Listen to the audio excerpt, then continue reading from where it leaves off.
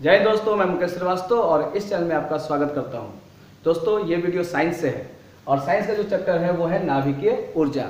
तो आइए देखते हैं कि इसमें से आपके एग्जाम में क्या क्या आ सकते हैं। सबसे बड़ी बात कि नाभिकीय ऊर्जा क्यों नाम रखा गया। तो मान लेते हैं एक परमाणु है और उसका एक नाभिक होता है जिसमें न्यूट्रॉन और प्रोटॉन होते हैं। उसमें किसी कारणवश उसके द्रव्यमान में क्षति हो जाता है जिससे आपका बहुत मात्रा में भारी मात्रा में ऊर्जा निकलता है। उसे ही हम लोग बोलते हैं नाभिकीय ऊर्जा। अब ये कितने प्रकार के होते हैं? तो ये दो प्रकार के होते हैं। मैंने यहाँ पे दिया हुआ है, एक तरफ नाभिकीय संलयन और दूसरी तरफ नाभिकीय विखंडन। तो सबसे पहले स्टार्ट करते हैं नाभिकीय संलयन।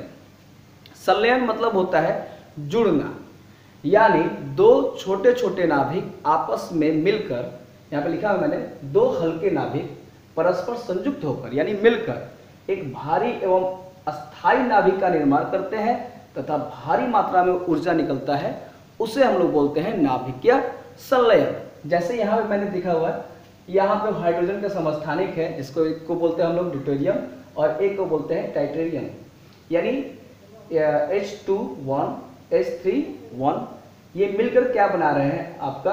तो हीलियम, और प्लस एक न्यूट्रॉन निकल रहा है और भारी मात्रा में क्या निकल रहा है? ऊर्जा।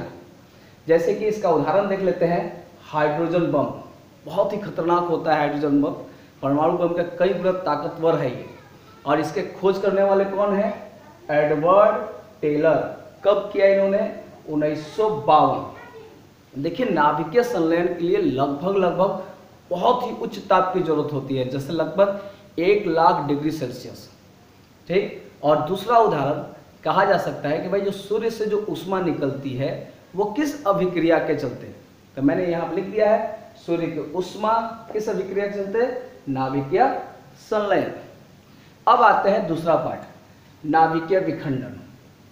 सिंपल सा बात कि एक भारी नाभिक, विखंडन मतलब टूटता, एक भारी नाभिक विखंडित होकर दो हल्के नाभिक में परिवर्तित हो जाता है और साथ में भारी मात्रा में ऊर्जा निकलता है। उसे हम लोग बोलते हैं नाभिकीय विखंडन।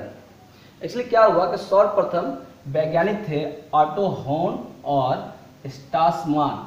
इन्होंने ही देखा कि भाई यूरेनियम पे न्यूट्रॉन का जब प्रहार किया जा रहा है तो दो हल्के हल्के नाभिक में टूट जा रहा है। जैसे यहाँ पे मैंने एक समीकरण लिखा हुआ है, ये देख लीजिए। यहाँ पे यूरेनियम है, जैसे यूरेनियम का समस्थानिक होते हैं, यूरेनियम है 235, उस पर न्यूट्रॉन का प्रहार किया गया तो बना क्या? बेरियम और क्रिप्टॉन।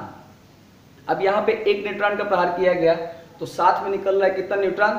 3 न्यूट्रॉन। और फिर ये 3 यूरेनियम पे प्रहार करेंगे, फिर निकलेगा 9, फिर 27, 81, ऐसे कर करके ये प्रहार करते हैं और साथ में निकलता है भारी मात्रा में ऊर्जा। इसे ही बोलते हैं हम लोग नाभिकीय विखंडन। लेकिन दो बातें हैं भाई, नाभिकीय विखंडन कितने प्रकार के हो सकते हैं? तो दो तरह से, एक तो अनियंत्रित और दूसरा नियंत्रित। जैसे मैंने यहाँ पे बोला कि यहाँ पे 3 न्यूट्रॉन निकल रहा है, फिर 3 यूरेनियम पे प्रहार करेगा, फिर 9 निकलेगा, फिर 27 निकलेगा, और इसको अगर नियंत्रित ना किया जाए तो अनियंत्रित हो जाएगा। और जब अनियंत्रित होगा तो आपको क्या बनेगा? परमाणु बम।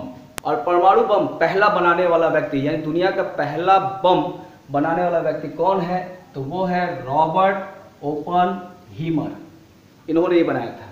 तो क्या परमाणु बम भी आपका पता ही है कि बहुत ज़्यादा विनाश करने वाला है, और उसका प्रयोग सर्वप्रथम किसने किया था? तो अमेरिका ने किया था। कितने बार किया? तो 2 बार।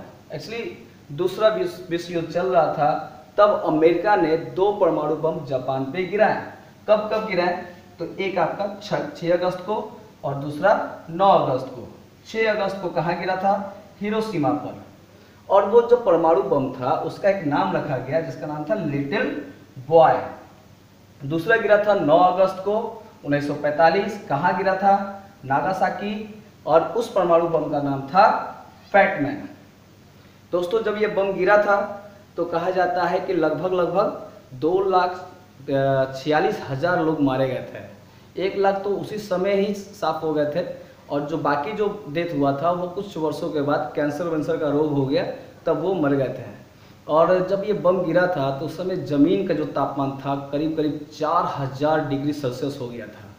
सोचने वाली बात है, 4000 डिग्री सेल्सियस, इतना तो स्टील भी पिघल जाता है। दूसरा बात कि जब ये बम फटा था तो उस समय आंधी चली थी हीरो, मतलब वहाँ जैसे ही बम फटा तो आंधी चला।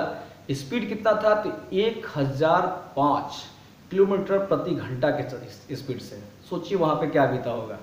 और हिरोशिमा पे फिर अचानक जैसे बम गिरा तो कुछ दिन के बाद ही फिर वो चक्रवात वहाँ पे आ गया, तो फिर उसमें भी बहुत लोग मारे गए थे, मतलब बहुत ज़्यादा कष्ट हुआ था। और दूसरा है आपका नियंत्रित, यानी कहने का मतलब आपका जो 3 न्यूट्रॉन निकल रहा है उसमें से 2 न्यूट्रॉन को अगर कैच कर लिया जाए तो बचेगा 1 न्यूट्रॉन, फिर वो 1 यूरेनियम पे प्रहार करेगा, फिर 3 न्यूट्रॉन निकलेगा और फिर 2 को हम लोग कैच कर लेते हैं।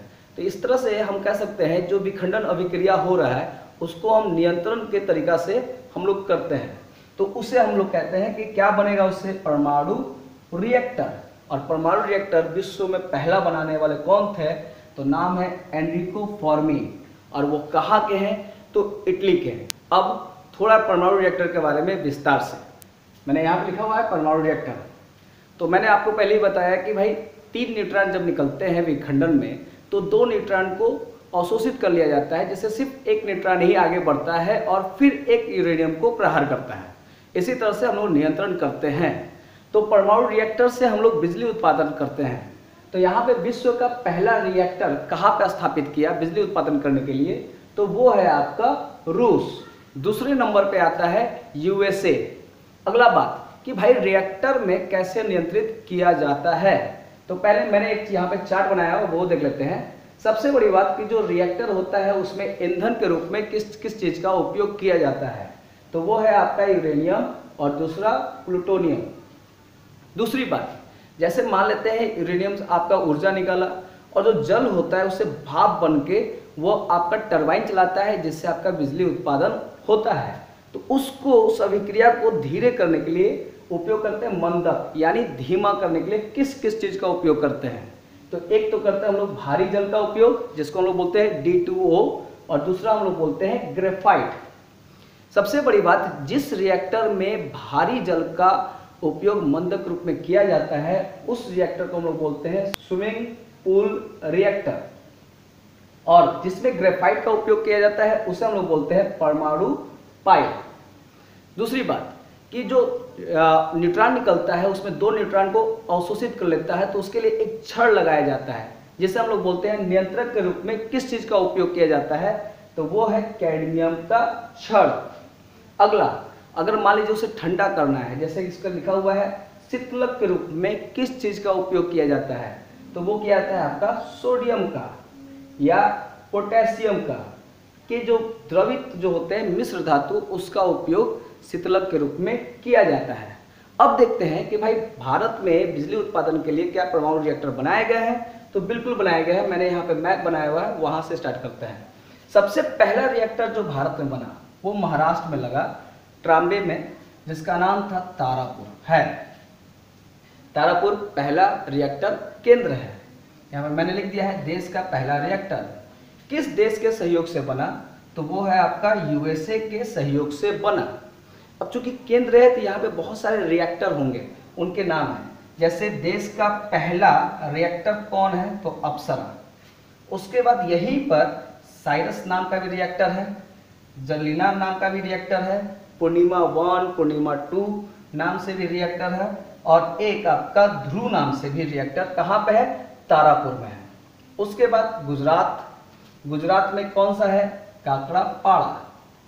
अगला देखते हैं राजस्थान में है रावत भाटा शुरू में कनाडा का सहयोग लिया गया, बाद में यह स्वदेशी तकनीक से बनाया गया, या हम कह सकते हैं स्वदेशी रिएक्टर कौन सा है, तो रावत भाटा।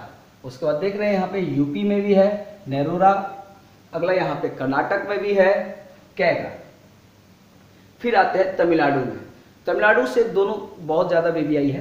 पहला कलपक्कम का शॉर्ट नाम हम कहते हैं, यानी या कह सकते हैं रिएक्टर है वहाँ पे जिसको हम लोग बोलते हैं कामिनी। और दूसरा दोस्तों यहाँ पे एक अनुसंधान केंद्र है, इंदिरा गांधी फास्ट ब्रीडर मतलब अनुसंधान केंद्र है यहाँ पे। और दूसरा है यहाँ पे कुंडनकुलम। ये आपका रूस के सहयोग से बना है। दूसरी बात, यहाँ पे 2 रिएक्टर लगाए गए हैं, 1000 मेगावाट बिजली उत्पादन करने वाला दोनों रिएक्टर है। तो ये वाला एग्जाम में बहुत ज़्यादा आता है, तो इसको याद कर लीजिएगा, बहुत अच्छा रहेगा। आगे नेक्स्ट वीडियो मिलते हैं। जय हिंद।